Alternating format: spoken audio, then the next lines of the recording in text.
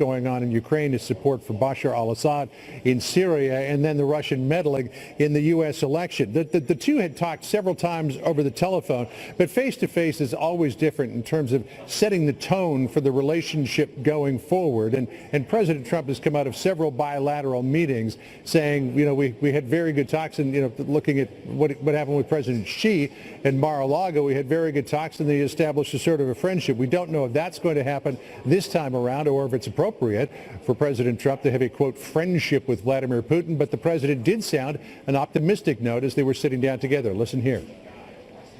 President Putin and I have been discussing various things, and I think it's going very well. We've had some very, very good talks.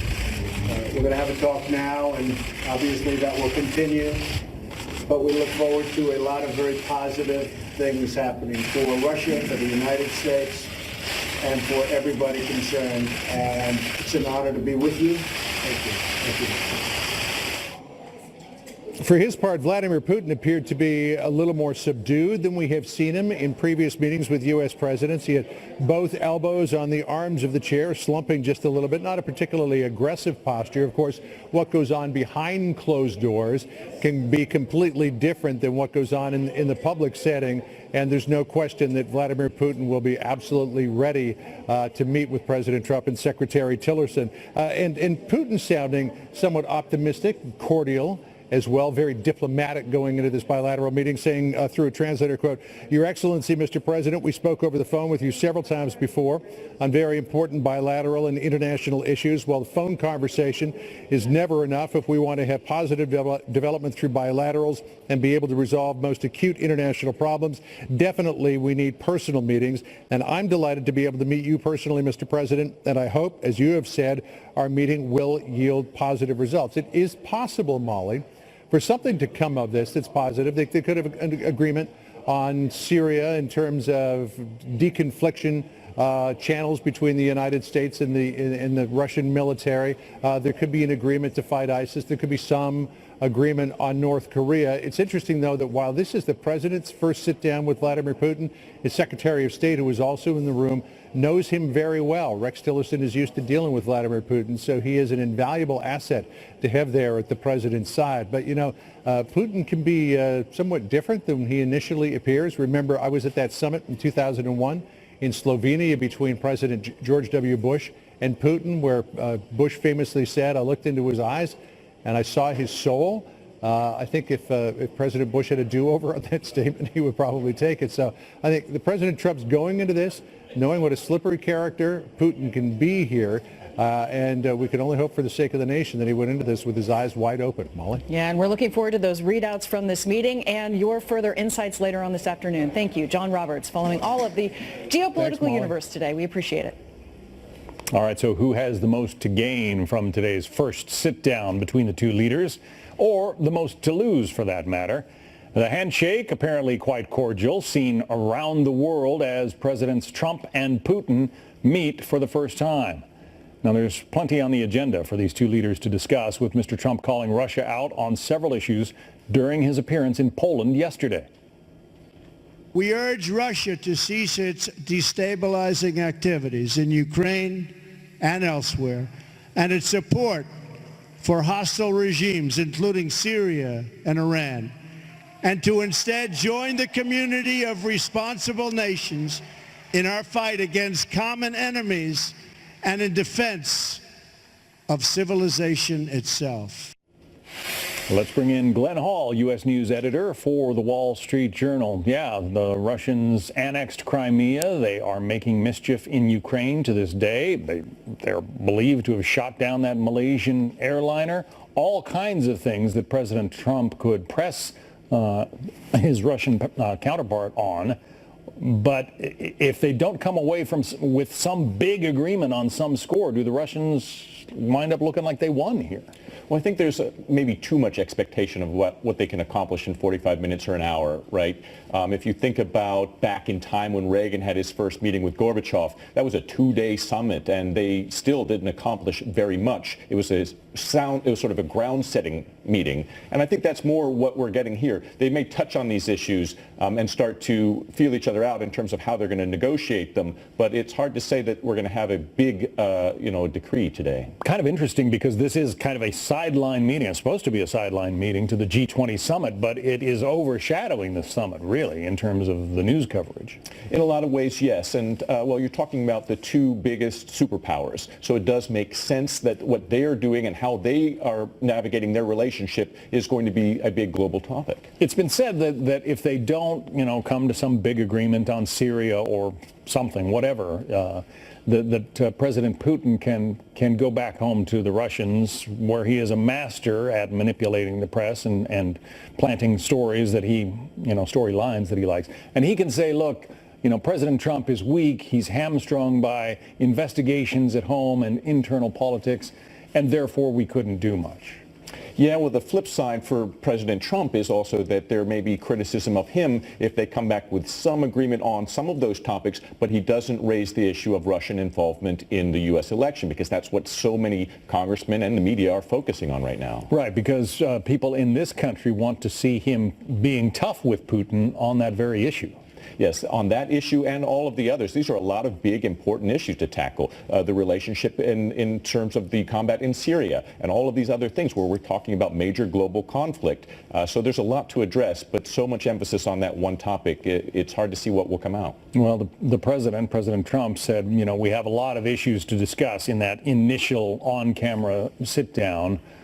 But again, we don't know what's going to come out of it, and we don't know whether there will be essentially any progress in some very thorny areas. That's right. Going into this, we weren't able to get a good read from anyone in the White House saying what was on Trump's agenda. And the Russians didn't like that. They wanted a kind of an agenda for this meeting. Two very different types of leaders. Mr. Putin likes to prepare and be ready and have an agenda. Mr. Trump is a little bit more freewheeling, and that may also play to his advantage in this relationship. All right. So when all is said and done, I guess each gets to size up the other, and perhaps this may be the prelude to bigger meetings, bigger summits down the road?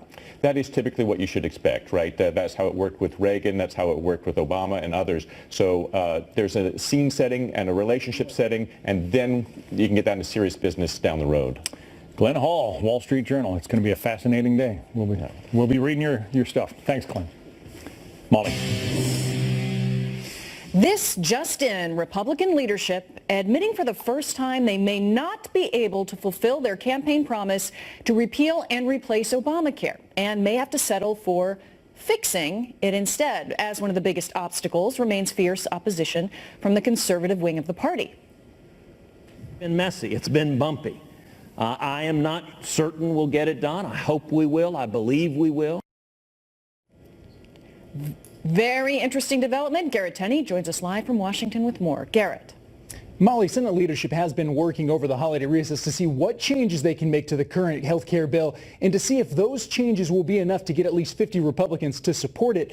But with a growing list of GOP lawmakers who say they can't support the bill in its current form, Senate Majority Leader Mitch McConnell now admits they may not be able to repeal and replace Obamacare and could instead be forced to simply fix parts of the health care law.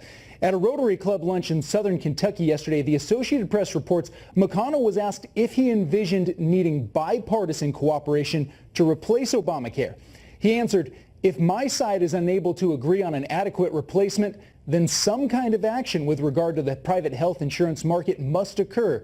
No action is not an alternative."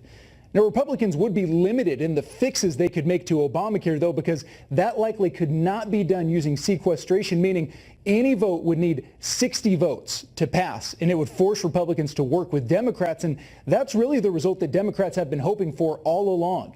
In a statement, Senate Minority Leader Chuck Schumer said it's encouraging that Senator McConnell today acknowledged that the issues with the exchanges are fixable and open the door to bipartisan solutions to improve our health care system.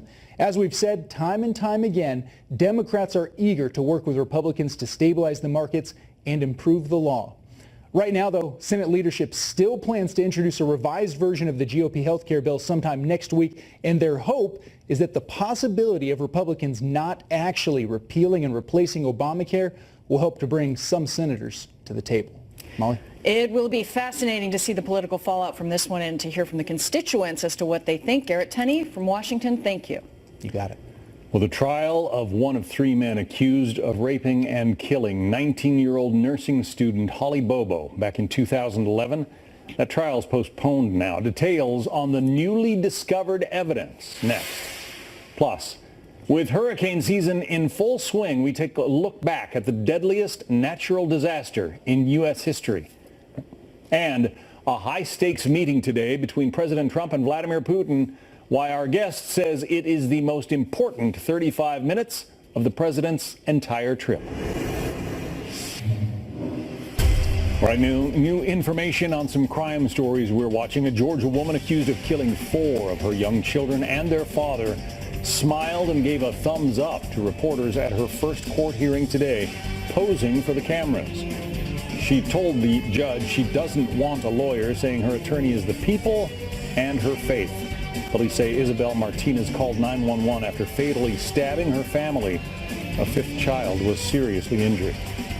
Authorities say convicted kidnapper Jimmy Causey has been captured in Texas 2 days after escaping a South Carolina prison. It is his 2nd escape. Causey is serving life in prison on kidnapping charges. In Tennessee, the trial of one of the men accused of killing Holly Bobo in 2011 has been postponed now due to newly discovered evidence. Investigators reportedly found a gun underwater near the home of Zach Adams, one of the accused, and the defense team wants extra time to have it analyzed. Adams' trial is set to begin now in September. We are waiting for President Trump and Russian President Vladimir Putin to wrap up their historic meeting, the first time a sitting American president has sat down with a Russian leader in 2 years. The two have a lot to discuss in a very short amount of time. And my guest says while their meeting may be historic, it is also dangerous. Peter Duran is the Executive Vice President of Research at the Center for European Policy. He is an expert on Russia and Ukraine. Peter, thanks for joining us. Glad to be here, Molly. Well, here we are. This intimate meeting is underway right now. These two presidents, President Putin, President Trump, 2 strong personalities and their diplomatic counterparts, as well as 2 translators, just 35 minutes long. Some of that time will be lost to translation back and forth. It seems like such a short amount of time to get a lot of information in. How high are the stakes?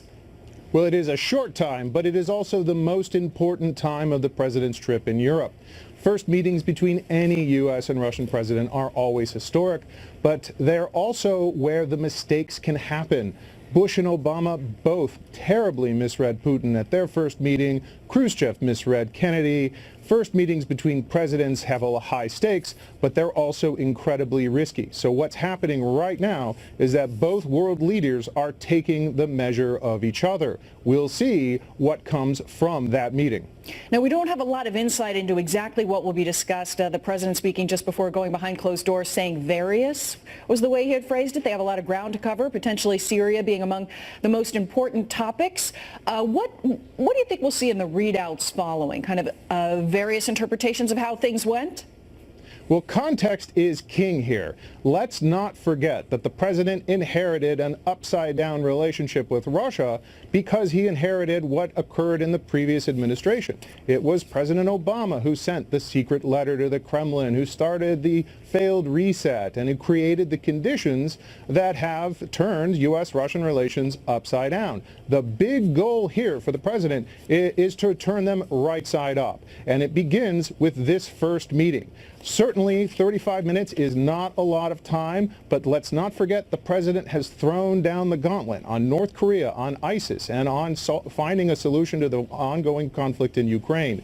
35 minutes is not a long time, and this is the first of what should be several interactions to help turn that relationship right side up. Yeah, there are some serious topics to discuss, nuclear proliferation. I already mentioned Syria, but one of the things that's overshadowing this meeting is the Russian interference in the U.S. elections and the political pressure that the president may be feeling to, at the very least, bring it up and mention it. What could that mean for these talks?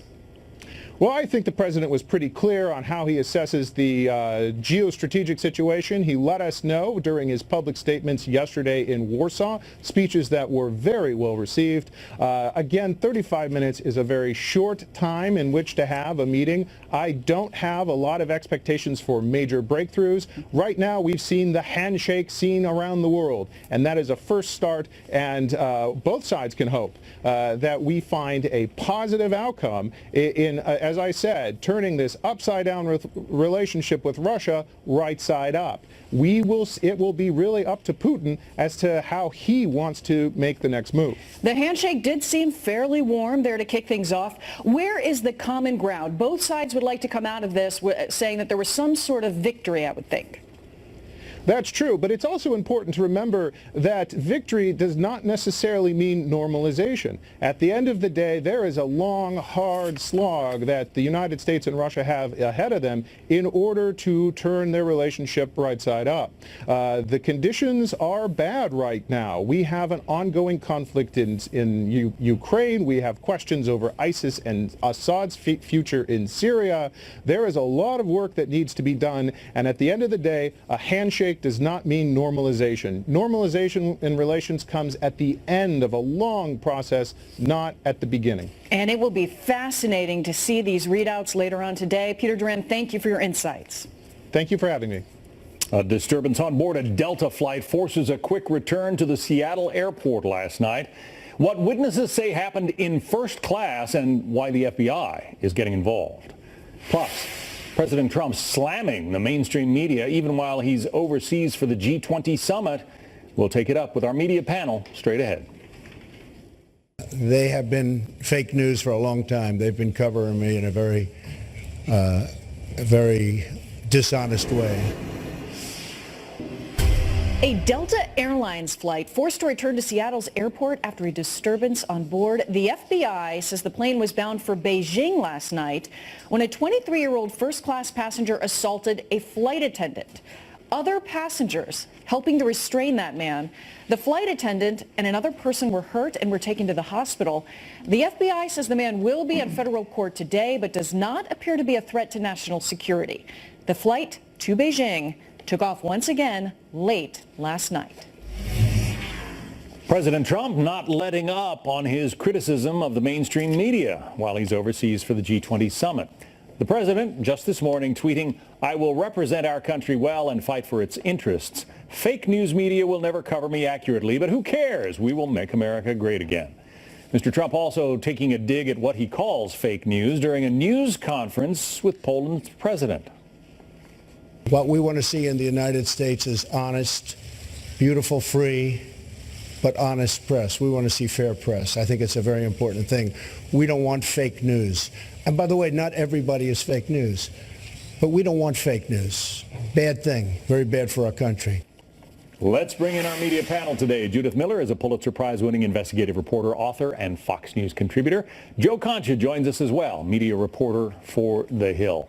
A lot of, obviously there's a lot of attention focused on this presidential trip overseas, and when the president took on so-called fake media, he got a lot of heat from his critics in this country. Was it appropriate? Of course it was, John, because he was asked a question by a reporter. What do you think would happen with CNN the day before, which was obviously CNN's threat to unmask an anonymous Reddit user who created a wrestling meme? So he dove into that, and that's what happens. He's a transparent person. But here's the thing. Just hours after that, Chris Cillizza, who is an editor-at-large over at CNN, tweeted out a video that showed 2 seconds of a handshake that appeared to show the Polish First Lady blowing off Donald Trump and going right to Melania Trump. If you watch 4 seconds later, the handshake actually happens. So a fake meme is sent out by a major political reporter at CNN, and sure enough, he called out CNN a couple hours before that, and CNN took the bait and sent out that sort of video that, again, is a very bad thing for that network because perception right now is horrible with the retracted stories, the editors resigning, the Kathy Griffin holding up the severed head of Donald Trump, and so on and so on. So right now, that was a very bad thing for CNN, and it was a well-timed criticism by Donald Trump. Well, and he was crowing about it, Chris Cillizza was. Yes, he kept saying, oh my God, oh my God, oh my God in a tweet like a 12-year-old at a Justin Bieber concert. So that's the thing. You're a guy in your 40s. You're a political editor at large. Act like it. All right, so let's talk about the president attacking fake news. Judy. The President of the United States is our commander-in-chief. He did not have to stand there and attack not only the media, which of course he always does, so I think we all ought to be used to it by this time, but also raise questions about the veracity and the credibility of the American intelligence agencies. I was much more concerned about that than I was the repetition of his view of us, which frankly we should all be used to by now. The fact that before a meeting with Vladimir Putin, the President of the United States raises questions about their competence, about their finding that the Russians definitely tried to interfere in our election process, that does not serve the country well. It doesn't serve the intelligence community well. It's not fair to them, and it's unpresidential. Full stop. Well, and interesting too. I mean, the Russians have been trying to meddle with our elections and other countries' elections for years. It's not news that they're trying to meddle. The question is whether there was collusion or some kind of agreement or something and we like don't that. know And that's the what the answer. president Right. ought to be denying. Exactly, but we are not there yet. I think Robert Mueller, the special counsel, is going to answer that question for us eventually, but right now we have to go on digging and trying to answer that question. And by the way, you just did something very important, John. You called it meddling in the election. Too many media outlets say that Russia hacked the election. The clear implication saying that they actually got into voting machines and changed votes. Right. Meddle is the right word. Hack is not. All right. Let's turn our attention to another media-related incident. This having to do with Rachel Maddow and something she said on her program last night. Listen. Well, a few weeks ago, we got a new document through that channel. And at first glance, it was just unbelievably red hot. I mean, if by any chance this document is real, it is so sensitive, so classified, that I cannot show it to you. We believe now that the real story we have stumbled upon here is that somebody out there is shopping carefully forged documents to try to discredit news agencies reporting on the Russian attack on our election, and specifically on the possibility that the Trump campaign coordinated with the Russians in mounting that attack.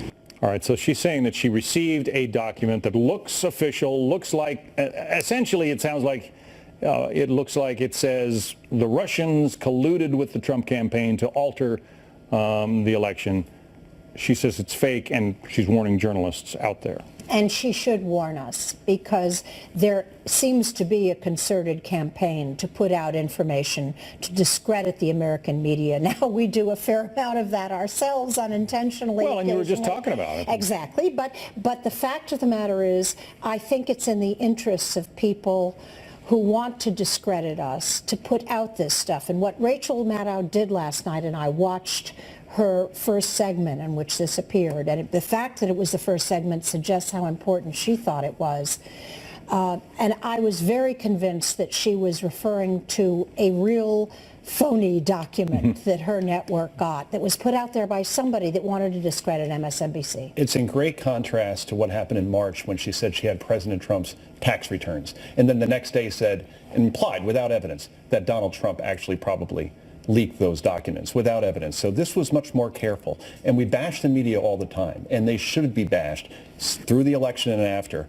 But this was an opportunity where a media organization and a show received something where the narrative was juicy, it was perfect for that audience, and the producers and the staff did their homework and made sure that it didn't get to air and even warned other news organizations. So good job, good job. And they also didn't show the document. Good job. Yeah, and remember what happened to Dan Rather over the George W. Bush. I believe he lost his job over that. All right.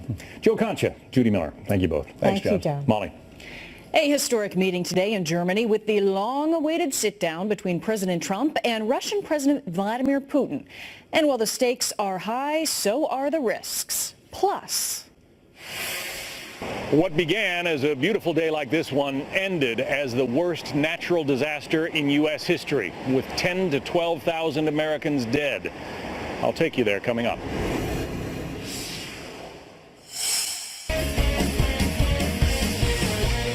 We've just closed out the first month of the 2017 hurricane season, thankfully with no major storms hitting the U.S. And as we look at these beautiful images of Galveston, Texas, we're reminded that the next Katrina or Andrew could be brewing any day now. But bad as those two storms were, they were nothing compared to the storm that hit Galveston and the Texas coast back in 1900. At the time, the Weather Service did not name hurricanes.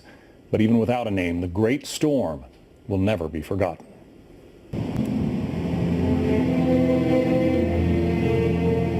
The idyllic beaches of Galveston, Texas. More than 6 million vacationers come here each year, frolicking on the serene shores of the Gulf of Mexico. It's hard to believe, seeing it today, that this peaceful place was the epicenter of the greatest natural disaster in the history of the United States.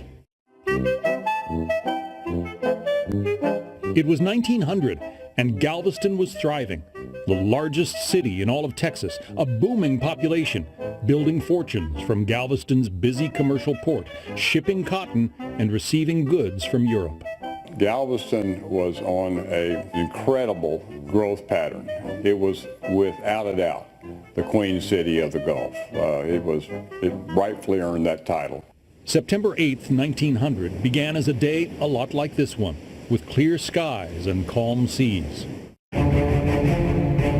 But the skies suddenly turned black. The weather took a terrifying turn. The good people of Galveston had virtually no defense against the great storm sweeping in from the sea. A Category 4 hurricane lashed the island community. It carried no name, as was the practice of the time. Winds up to 140 miles an hour, and worse, a storm surge of seawater 15 feet high overwhelmed the unprotected city, leveling buildings and homes. In 1900, the storm on September 8th came across the island and pushed water and pushed wind across the island, destroying most of the houses, and many lives were lost. In an instant, half of Galveston was gone. Homes along the shoreline ripped off their foundations, the storm smashing them into kindling. One of the heartbreaking stories of that terrible night took place at St. Mary's Orphanage, a Catholic home for children built right on the shoreline. Nuns, terrified by the rising seas, tethered themselves to their children, determined to protect the little ones from being swept away. The nuns decided it would be safer to tie the children together in groups of 10. But the sisters' brave attempt to save lives would be in vain. By the time the howling wind subsided and the ocean returned to its normal level, an estimated 12,000 Americans were dead, 6,000 of them right here in Galveston. It is still to this day the deadliest natural disaster in U.S. history, a horrible event commemorated by this poignant statue on the Galveston seawall. When the storm passed, dazed survivors emerged to a Galveston they could not recognize. City streets filled with mountains of rubble. The debris from the houses and properties and animals and things that accumulated during the course of the storm became a wall of debris that protected the northern part of the island from the rest of the storm and water. So we know that debris line extended for maybe 2 miles, and in some places was as much as 2 stories in height. Galvestonians dug through the rubble, desperately searching for survivors, but locating virtually none. They found only bodies, among them 10 Catholic nuns and 90 orphans, still tied together. Only 3 of the St. Mary's orphans survived the storm. I often think about what they would have experienced walking out their door on the next day and looking at what had happened and what was around them. But this battered community would not be beaten. Neighbors pitched in, helping neighbors and finding solace wherever possible. The Grand became a place of priority for the city because it was a place of healing. It was a place that was non-religious, non-political. It was a place where people came to gather. Galveston's Grand Opera House, though severely damaged in the storm, became a source of comfort and hope for the shaken residents of a once grand city. They could weep together over the horrible loss of life and the devastation of that storm, or they might come and laugh for a moment and forget about their problems. And though the great storm of 1900 brought this booming city to its knees, the people of Galveston rebuilt and fortified. constructing a seawall bolstered by granite boulders 17 feet high and 6 miles long to face the Gulf and protect them from future storms. They also pumped sand on top of obliterated sections of their city, raising the island as much as 18 feet near the seawall. Any surviving buildings that could be jacked up off their foundations were lifted to the new grade. Some were simply too large. This ceiling that we're standing under is very low, but it wasn't built that way. No, it would have actually been 13 feet. The floor is 8 feet higher than it would have been in the original structure. And they filled in the island as much as 18 feet in parts. And so it feels like the ceilings come down and the floor has gone up. But it was a phenomenal project. Now, talk about that. I mean, in those days, they didn't have Caterpillar tractors and excavators and things like that. It's amazing what they did. They used horses and manpower and pulleys and wagons, and somehow they raised so many buildings in this city and protected them from future storms. The Great Storm took the lives of 1 out of every 6 Galvestonians. Some who did survive simply moved away. Galveston would never again be the biggest city in Texas. But in the months and years after, the determination and ingenuity of those who stayed breathed life back into a community that Mother Nature left for dead. The spirit of the people of Galveston is really what's important to remember. And it's that spirit of we're not going to give up. We're going to make this our home. We're going to handle the storm if it happens, but we're going to come back and we're still going to be a great city for the future.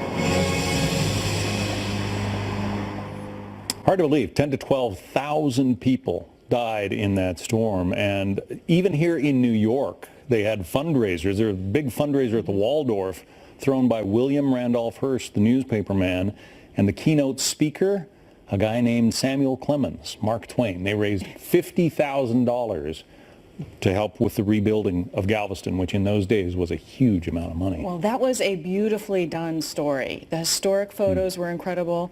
And I think the most fascinating part was not just the ingenuity that was shown there in rebuilding that community, the engineering feats involved, but I can't help but think, this is more than 100 years ago that it had such a tremendous impact on generations of families. And we are so fortunate and so blessed today to have the satellite imagery. We know these days when hurricanes are coming and we can prepare for them. Back then they had absolutely no warning. Yeah. It was a beautiful story, and the part about the orphans is heartbreaking, and it really speaks to how important it is to be able to see what's coming now. Absolutely. And we're going to be doing more on that in future stories here on Happening Now. Absolutely. Here we are in the midst of the season, so that's right. Hopefully we'll have a peaceful hurricane season. Pay attention, everyone. Yes. Regions out west, though, in a tinderbox. Fast-moving wildfires spreading, threatening a popular resort town. We're live on those fire lines as crews battle to save lives and property there. Plus, a blockbuster discovery that could shed light on one of the world's biggest mysteries. Hear why one expert thinks it truly points to the fate of legendary aviator Amelia Earhart. The round-the-world ladybird and her crew, ready for an adventure that nobody has ever tried before. News alert, violent protests breaking out for a second day in Germany in an effort to disrupt the G20 summit. Police in Hamburg using tear gas and water cannons to push back the anti-capitalist demonstrators who set cars, barricades, trash cans on fire. Earlier today, authorities say protesters almost hit a police helicopter with fireworks. Slashed tires on cars belonging to the Canadian delegation. Authorities say 11 demonstrators were very seriously injured after falling 13 feet off of a wall. So far, 45 people have been arrested and 160 police officers have been injured, 3 of which had to be hospitalized.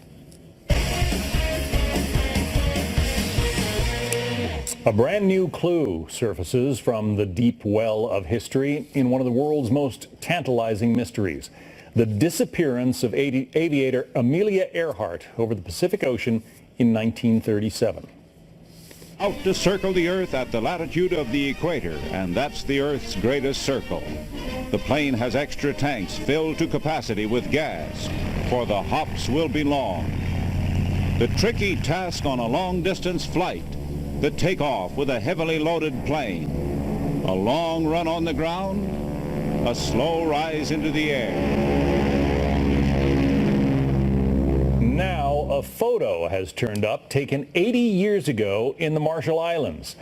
It appears to depict a woman who looks a lot like Amelia Earhart and a man who looks a lot like her co-pilot and navigator, Fred Noonan. Some believe it suggests the pair actually survived a crash and were captured by the Japanese. A History Channel special debuts this week with a closer look entitled Amelia Earhart, The Lost Evidence. We're joined now by Dan Hampton, history's aviation expert for the program. He's a decorated former fighter pilot and author of Viper Pilot, a memoir of air combat. Dan, thanks for being here. Oh, it's my pleasure. So this picture, where does it come from? How did it suddenly come to life? Well, it came out of the National Archives. It's the only one like it that's ever been found. A gentleman by the name of Les Kenny found it, which then made its way to the History Channel in the special that we're talking about. And when he found this, did he know what he had or what he thought he had? I think he was probably pretty well aware of what he had. My first inclination when I saw it was it can't be real.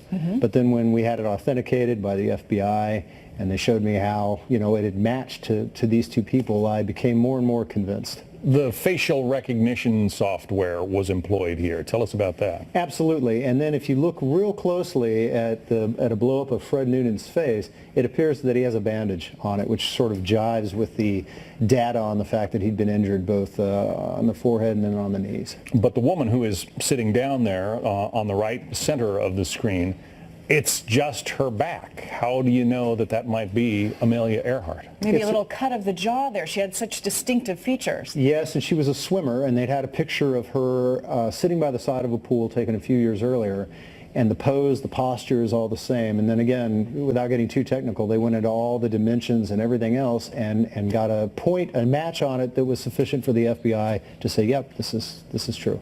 So this is true as in the timing of the photo and everything works out? Yeah, it does, because there's no other reason for her to be on a dock in what's been positively identified as Jalluit Harbor in 1937, unless she had gone down somewhere close by, which was the Marshall Islands, all held by the Japanese. Why else would she be there? What do the Japanese have to say about it?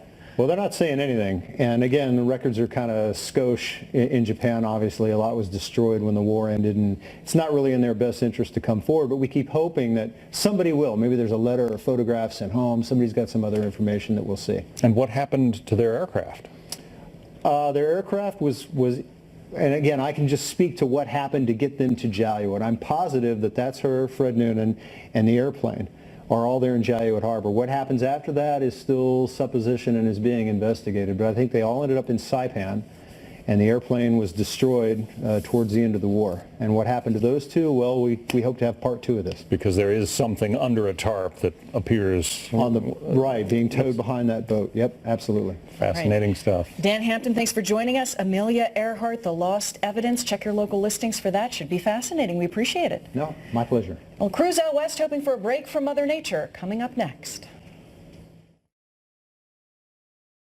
New reaction as President Trump sits down for his first face-to-face meeting with Russian President Vladimir Putin amid tensions over Syria and the 2016 election meddling. Will it be a game changer? Well, we'll just have to see. Plus, violent threats during a healthcare protest at a Republican senator's office. One suspect reportedly saying that liberals need, quote, better aim. That's a reference to the shooting of Congressman Steve Scalise. So what's fueling this? All that plus our hashtag #OneLuckyGuy, outnumbered, top of the hour. Had a lot of firefighter fatalities in the past with trees coming down and hitting people.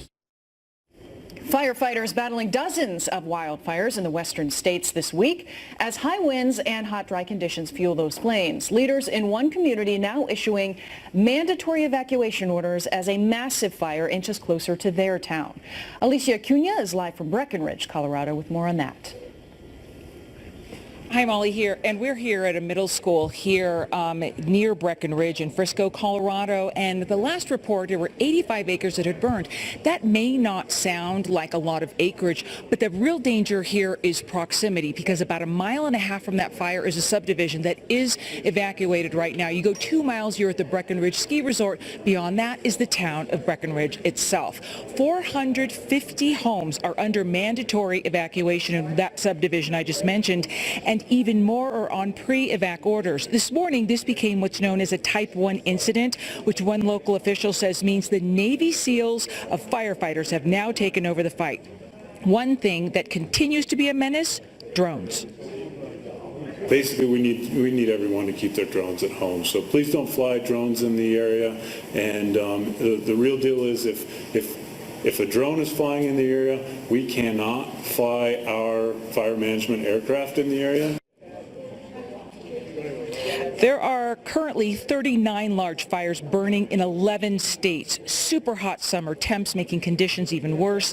In Northern California, 500 acres have burned and evacuations are underway. In rural Solano County, where a grass fire there closed State Highway 128.